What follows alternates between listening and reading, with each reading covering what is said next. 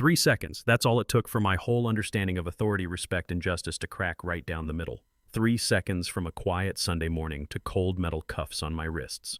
3 seconds to realize that sometimes the system you spent your whole life believing in doesn't recognize you at all.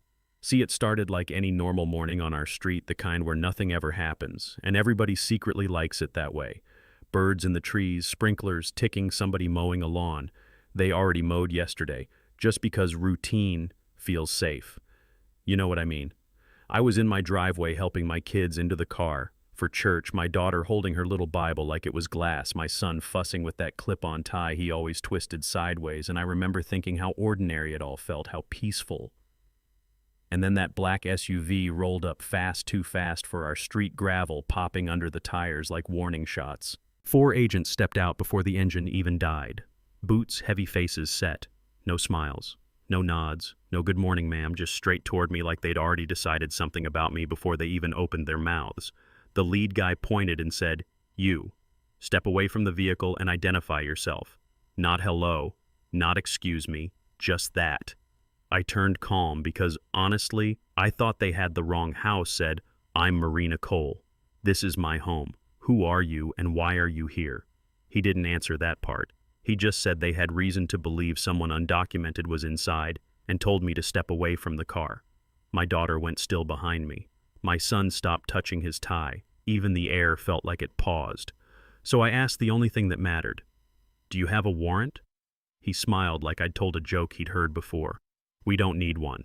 I remember blinking once, not scared yet just surprised, and saying, "Yes, you do." He tilted his head, looked me up and down, and said, "Lady, I don't know who you think you are." And I said, real calm, "I'm a federal judge, and I know exactly how this works."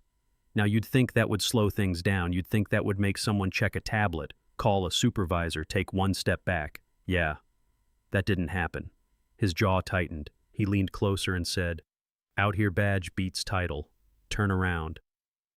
Behind me, my daughter whispered, "Mom," and I said, "It's okay," because I still believed this was a misunderstanding that would clear up in about 10 seconds.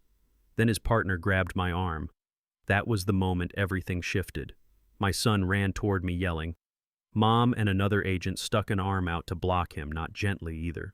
The kid hit the driveway hard, palms scraping concrete, and something inside my chest snapped tight like a rope pulled too fast.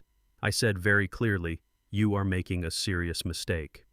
The lead agent didn't even blink. "Turn around." I said, "I am not resisting. I am informing you that you are detaining me unlawfully." And then I heard it. Click. Steel on steel. My daughter started crying behind the car window, that soft kind of crying kids do when they're trying not to make things worse. Across the street, a door opened. Then another. Phones came out. A retired Marine colonel who lived 2 houses down walked over with that command voice you don't forget once you hear it, and said, "Officers, you are detaining a federal judge without a warrant. I suggest you stop." One agent stepped in front of him and said, "Back up." The colonel didn't move. "Name and badge number," he said. They ignored him. They walked me to the SUV, pushed my head down like I was a criminal being put into a squad car, and drove off while my kids stood there alone in the driveway watching. And here's the part they didn't realize. Half the neighborhood had already recorded everything. Inside that SUV, it smelled like old coffee and vinyl seats baking in the sun. I sat straight, hands cuffed behind me, breathing slow because panic doesn't help anybody. And the driver looked at me in the mirror and said, "You'll calm down once you're processed." I didn't answer. What was there to say? 20 minutes later, they fingerprinted me, photographed me, put a plastic band on my wrist like I was luggage, and walked me into a holding room packed with people who looked scared in different ways. A mother rocking a toddler, an old man sitting on the floor because there weren't enough seats, 2 teenage girls holding hands like they were afraid if they let go they'd disappear. A young woman beside me was crying quietly, and I leaned over and whispered, "Listen carefully. Don't sign anything. Ask for a lawyer. Say it out loud if they pressure you." She nodded like I'd handed her oxygen. Hours passed. Nobody explained anything. Nobody apologized. Then, somewhere down the hall, a clerk typed my name into a system, and I guess his screen lit up like a Christmas tree, because the next thing I knew, supervisors were running phones, were ringing doors, were closing fast. Turns out when you accidentally book a sitting federal judge into a detention cell, people notice. Meanwhile, back on my street, neighbors were calling everyone they knew, lawyers, reporters, government contacts, not yelling just sharp sentences like, "You need to hear this now." By the time they let me out late that afternoon, the wheels were already turning in places those agents couldn't see. My husband was waiting in the driveway when the car dropped me off, arms crossed, face tight, not saying a word because sometimes silence says more than shouting. My daughter walked up holding her phone and whispered, "I recorded it." I watched the video once, shaky frame, her crying, the cuffs closing around my wrists. I handed it back and said, "Save everything." Within 48 hours, that footage was everywhere. Local news, national news, legal analysts replaying it frame by frame, commentators arguing not about what happened, but how it could possibly happen.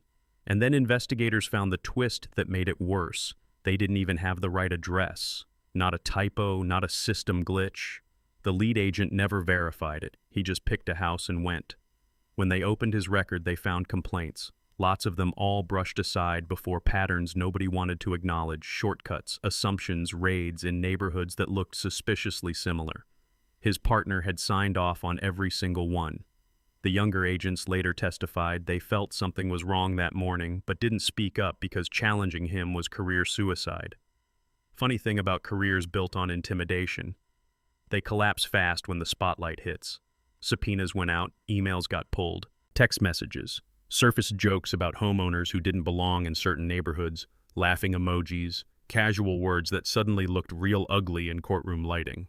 The lead agent testified, said I was aggressive, video showed me calm, said he announced authority, audio showed silence, said the children weren't distressed. Footage showed my son on the pavement and my daughter sobbing. Jurors don't like being lied to. Verdict came back guilty, prison time. His partner pled out, prison too. Both banned from law enforcement for life. The civil case settled before trial. Millions paid supervisors forced out new verification rules written so no unit could run a home operation without independent confirmation again. And me. 6 months later, I walked back into my courtroom. Same robe, same chair, same oath I'd always believed in, except now it weighed a little different. My first case back was an immigration family, scared, shaking, standing there, not sure if anyone in authority would actually hear them.